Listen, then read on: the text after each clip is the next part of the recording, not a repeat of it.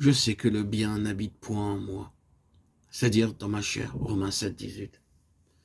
Même lorsque le croyant éprouve la joie d'être gardé et fortifié par Dieu pour accomplir sa volonté, et qu'il reçoit de lui non seulement le vouloir, mais aussi le faire, il sait que c'est là un effet de la grâce de Dieu, et qu'en lui n'habite aucun bien.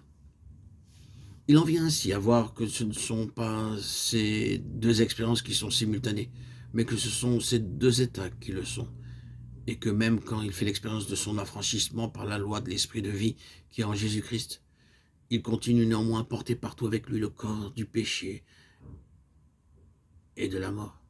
Remarquons ici la différence qui existe entre l'état et l'expérience.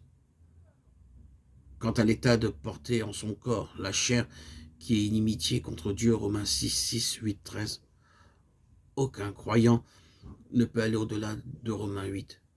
Son expérience, au contraire, ne doit jamais le retenir dans Romains 8, parce que la vie de l'esprit donne d'instant en instant délivrance et victoire.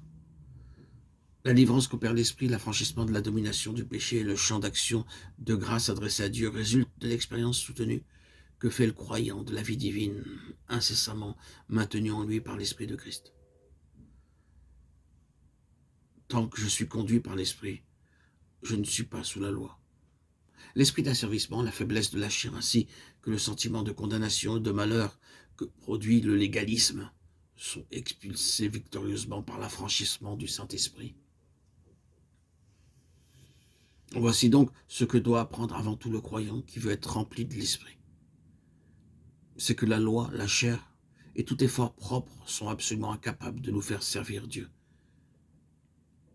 C'est donc quand l'Esprit entre en nous et qu'il prend ainsi la place de la loi qui nous opprimait du dehors, que nous recevons dedans la liberté dont Christ nous a affranchis. Où est l'Esprit du Seigneur? Là est la liberté. 2 Corinthiens 3, 17.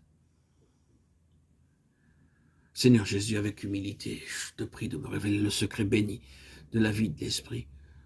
Enseigne-moi ce que c'est que d'être mort à la loi, de ne plus servir Dieu selon les anciennes prescriptions de la lettre.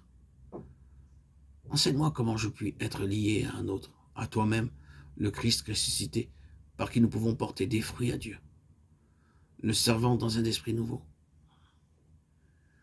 Seigneur, avec confusion, je reconnais l'état de péché de ma nature. Je sais que le bien n'habite point en moi, c'est-à-dire dans ma chair, que je suis charnel vendu au péché. Je te loue de ce qu'en réponse à mon cri, qui me délivrera de ce corps de mort, tu m'as appris à répondre. Je rends grâce à Dieu, par Jésus-Christ notre Seigneur. La loi de l'esprit de vie qui est en Jésus-Christ m'a affranchi de la loi du péché et de la mort.